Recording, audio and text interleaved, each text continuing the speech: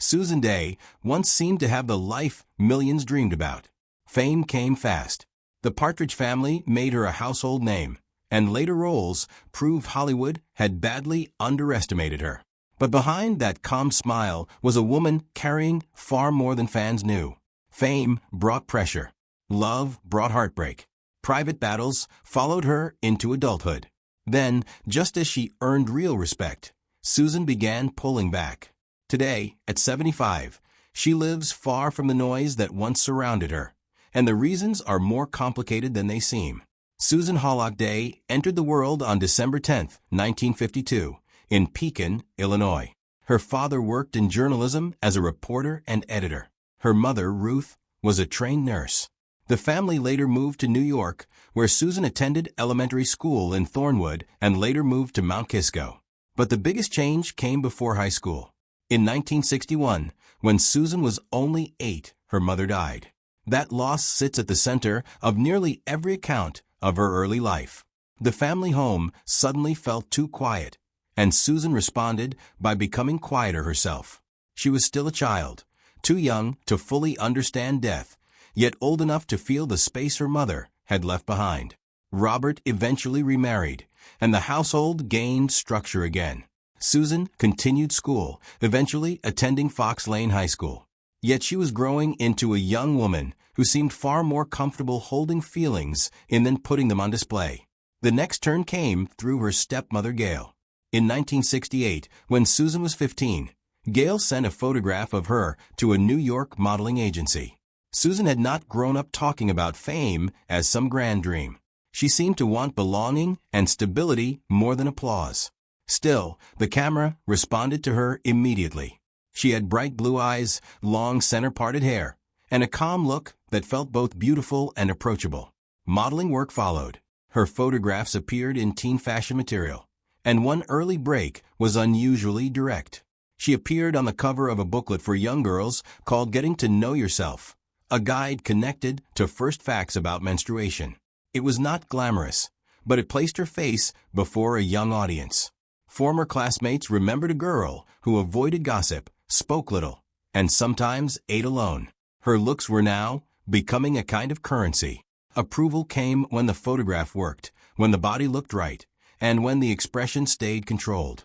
She was learning to exchange her image for acceptance. Then one glossy photograph found its way to people connected with ABC around 1970.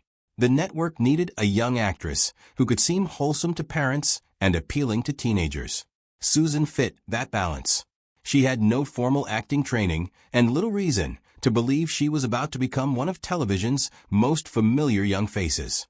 Yet during the audition, producers were struck by what she did not do. She did not push. She did not perform too loudly. She seemed naturally present.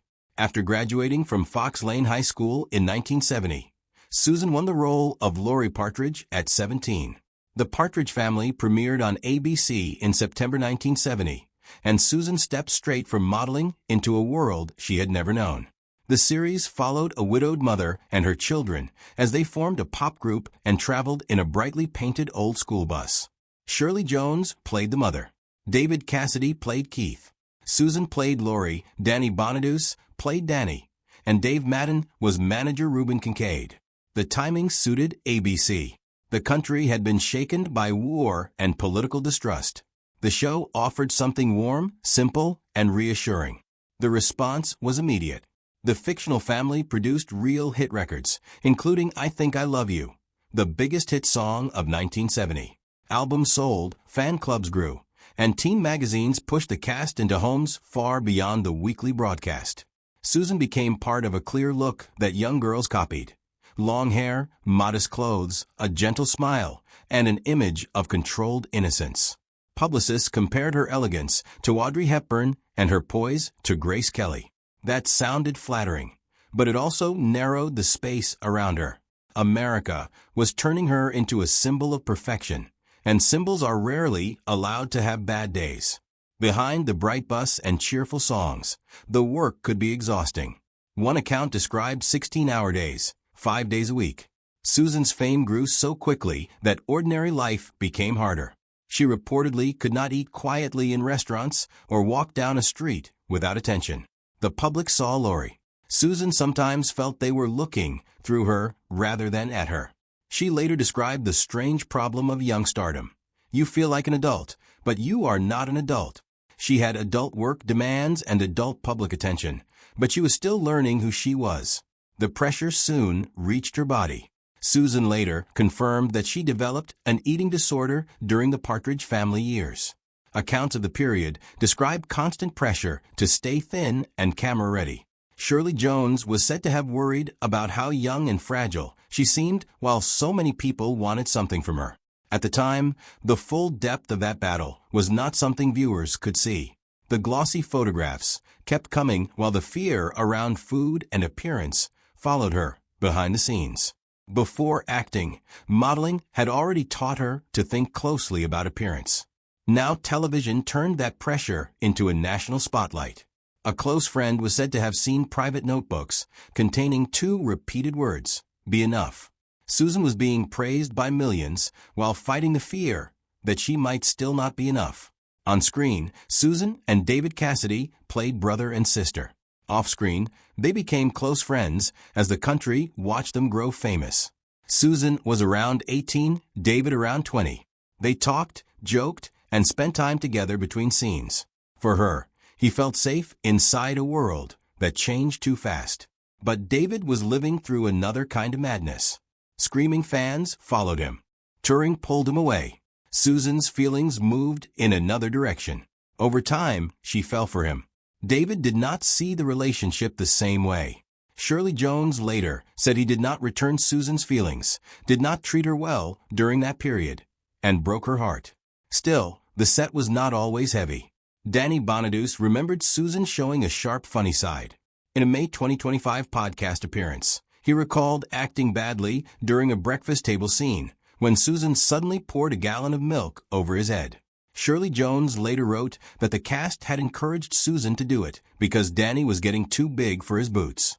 The weekly series ended in March 1974 after 4 seasons and 96 episodes.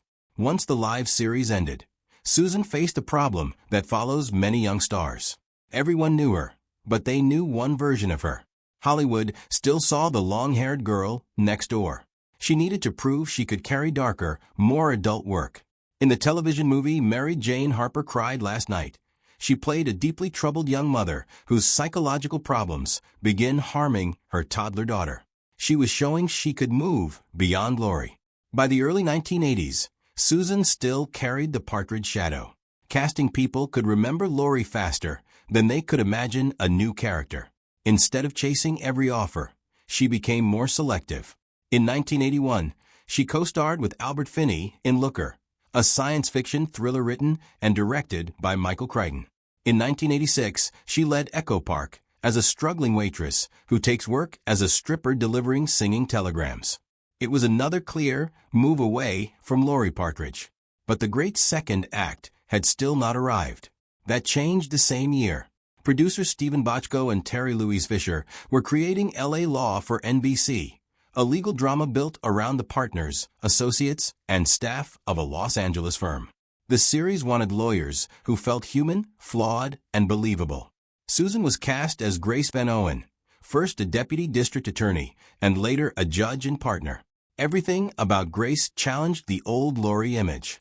She was intelligent, controlled, serious, moral, and powerful. Susan also looked different, trading the long brunette style for a blonde bob. The role gave her something she had spent more than a decade seeking, a chance to be judged as an actress in the present, not as a teenager preserved in reruns. L.A. Law became a major success, eventually winning 15 Emmy Awards, including 4 for Outstanding Drama Series. Susan appeared from 1986 through 1992. She won a Golden Globe and received 3 Emmy nominations for Outstanding Lead Actress. The show dealt with capital punishment, abortion, racism, homophobia, and domestic violence. In that world, Grace was more than a love interest. One account says Susan resisted a romantic direction for the character because she did not want Grace defined mainly by whom she loved. For Susan, the bigger victory was personal. She had spent years being sold as an image. Now she was playing a woman whose mind mattered. During those same years, Susan's personal life entered a more stable chapter. In 1988, she married television producer Bernard Safransky. Friends said he let her be herself. Their life became quieter with dinners at home, gardening, and walks. That privacy mattered because problems from her younger years had not vanished. The eating disorder still followed her into adulthood. In 1993, Susan told the Inquirer, "I'm not in the clear yet. I'm still trying to overcome my anorexia." She said the disorder had plagued her life and stressed that severe eating problems could not be beaten alone. There was another private struggle. The media revealed that Susan attended Alcoholics Anonymous meetings. She saw that exposure as a serious invasion. After she had been sober for a year, she received a cake at an AA meeting. Then tabloids published a story about it. Susan was furious because she believed an informant had been planted inside the group.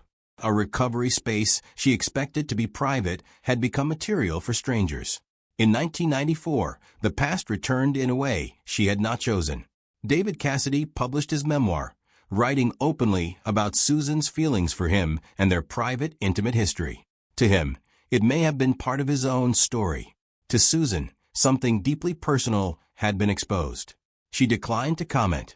In a 2000 interview, David acknowledged that his memoir had caused lasting damage. He said he had sent Susan an apology letter, yet the break appeared permanent. Susan did not answer with a rival memoir or public attack. She simply became harder to reach. By the late 1990s, Susan still had opportunities, but her career no longer seemed built around being seen at any cost.